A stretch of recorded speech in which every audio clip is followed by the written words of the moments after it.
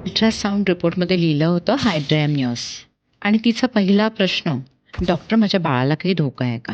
स्नेहा माझ्याकडे जेव्हा आली होती तेव्हा तिच्या स्कॅनमध्ये बाळापोतीचं पाणी जास्त होतं. इंटरनेटवर वाचून ती खूप घाबरलेली होती.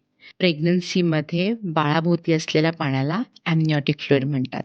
ॲमनिऑटिक फ्लुइड म्हणजे AFI 24 पेक्षा जास्त असेल किंवा डीपेस्ट पॉकेट 8 सेंटीमीटरपेक्षा जास्त असेल तर त्याला हायड्रॅमियस म्हणतात. पण जर AFI 30 पेक्षा जास्त असेल तर त्याला हाय रिस्क मानलं जातं. सर्वात आधी तपासायची गोष्ट म्हणजे आईची ब्लड शुगर वाढलेली आहे का ते बघणं. कारण अनकंट्रोल डायबिटीस हे त्याचं कॉमन कारण असू शकतं. यानंतर detail anomaly scan, regular monitoring हे सगळे आवश्यक असतात.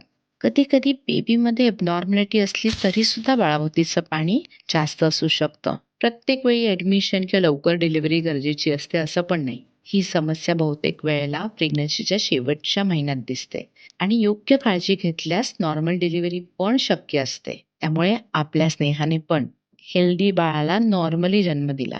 रिपोर्ट पाहून घाबरायचं नाहीये. हायड्रॅमियस म्हणजे नेहमीच धोका नसतो.